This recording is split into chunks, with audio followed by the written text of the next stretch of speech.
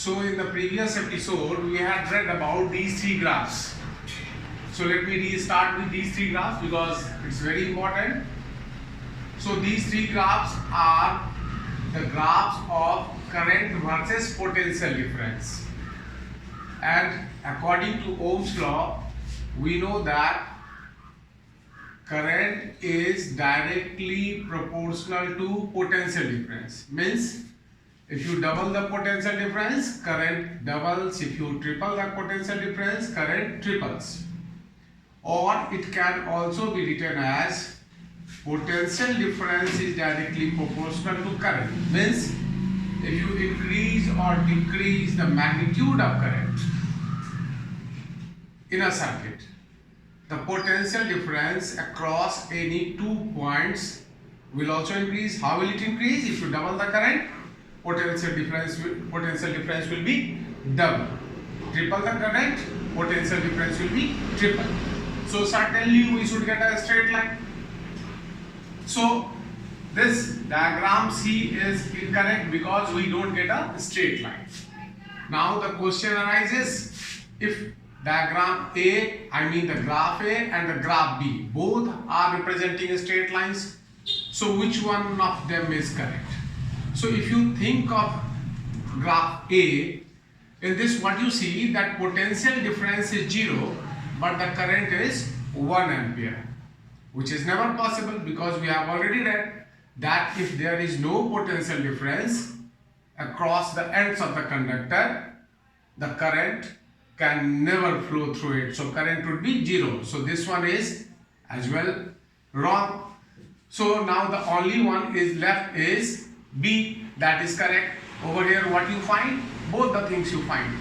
One, first of all, when the potential difference is 0, the current is 0 and the line is straight, inclined to both the axes.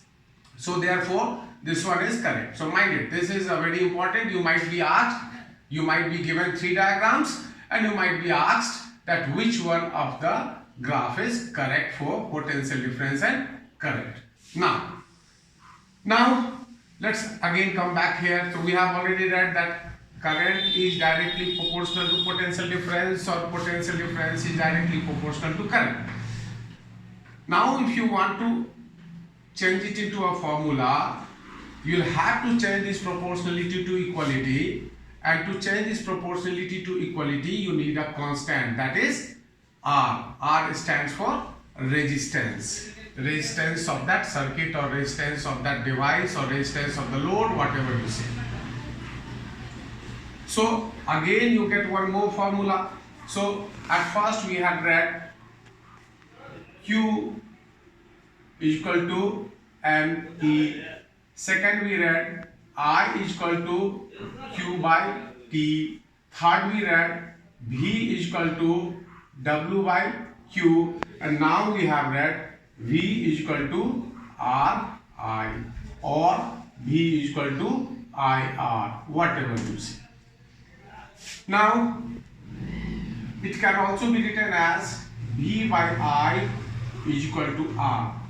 Now you can define Ohm's law in a different way as well, like previously in the previous episode I had defined Ohm's law, or we had defined Ohm's law, that keeping some physical quantities like temperature etc. constant, current is directly proportional to potential difference through a conductor. Now you can define, or you can also define as keeping the physical quantities like temperature etc. constant, the ratio of potential difference and current is always constant. What do I mean by saying this? That ratio of potential difference and current is constant. I mean to say that, like suppose V1 is 3 volt and I1, the current at the time the potential difference is 3 volt is suppose 6 ampere. So what is the ratio? V1 by I1 is equal to 3 by 6 is equal to 1 by 2 is the ratio.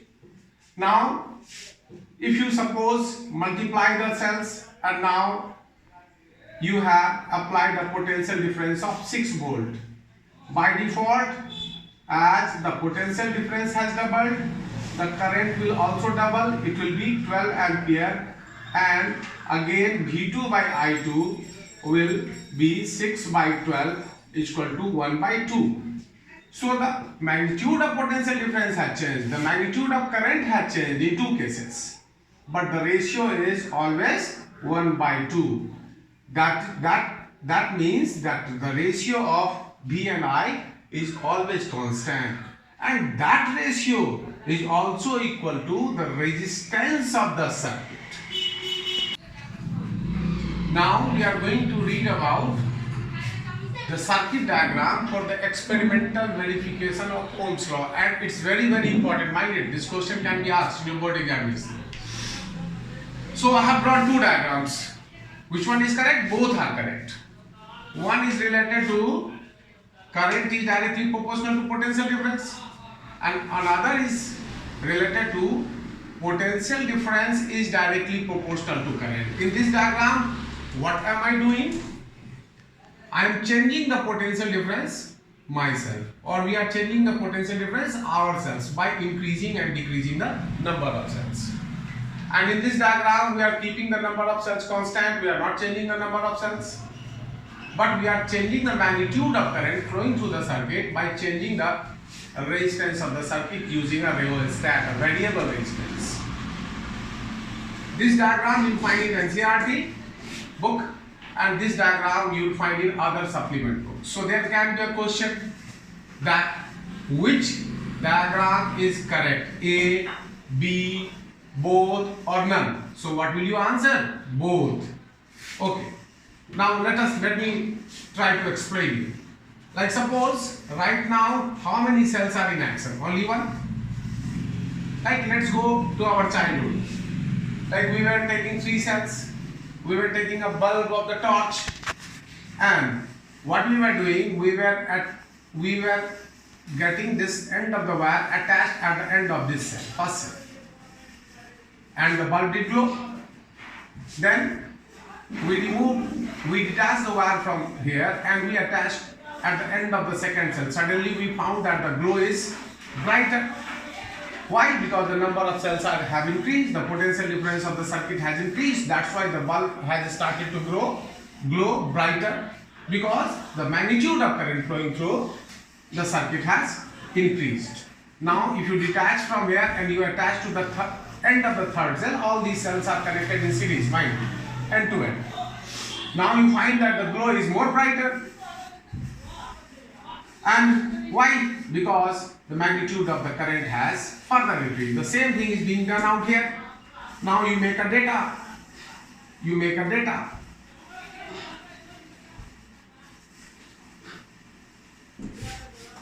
This is V and this is I. Right?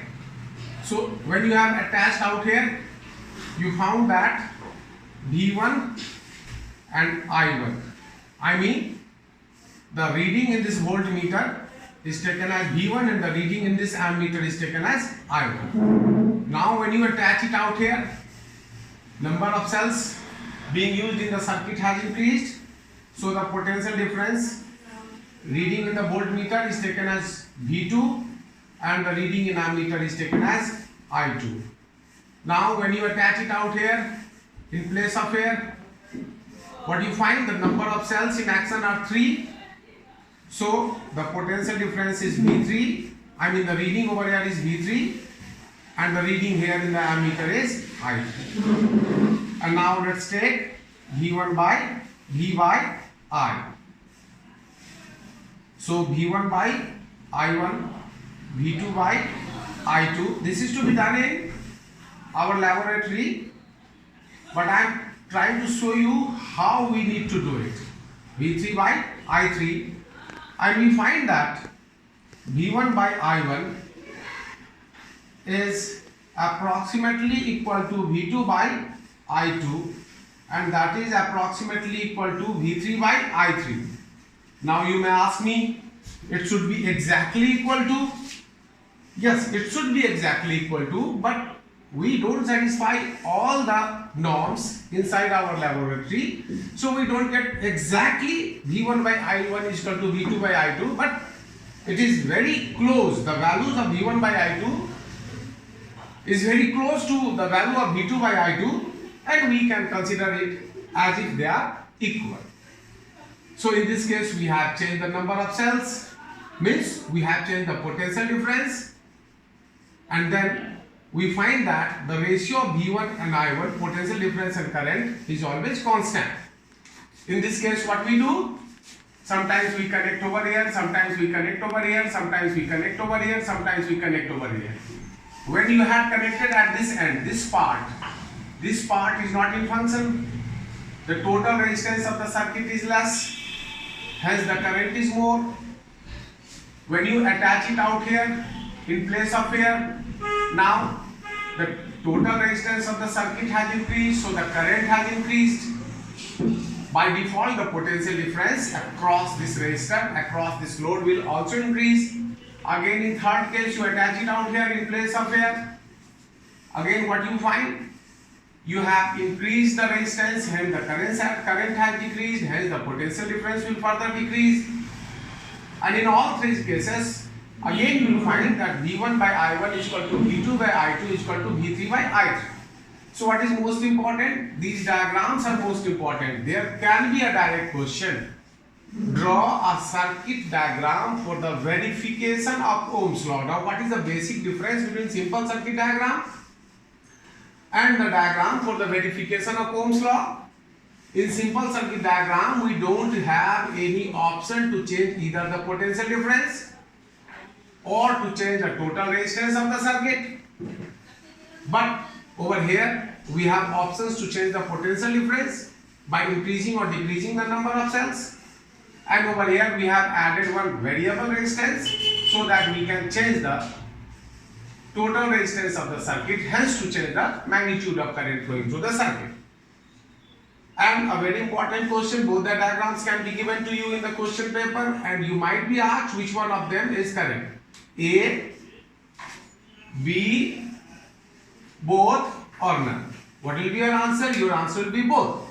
One satisfies I is directly proportional to B, and the other satisfies B is directly proportional to R. So let us discuss one of the numericals. The potential difference between the terminals of an electric heater is 60 volt when it draws a current of 4 ampere. So what the case 1? Case 1. V1 is 60 volt and I1 is 4 ampere. And what current will the heater draw if the potential difference is increased to 120 volt? Case 2. V2 is 120 volt and I2 is to be calculated. So as we have not changed the device, the heater is same, so resistance of the device is same.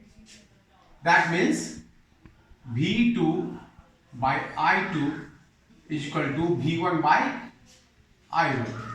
Or you can take V1 by I1 is equal to V2 by I2. It's yours. So what the value of V2?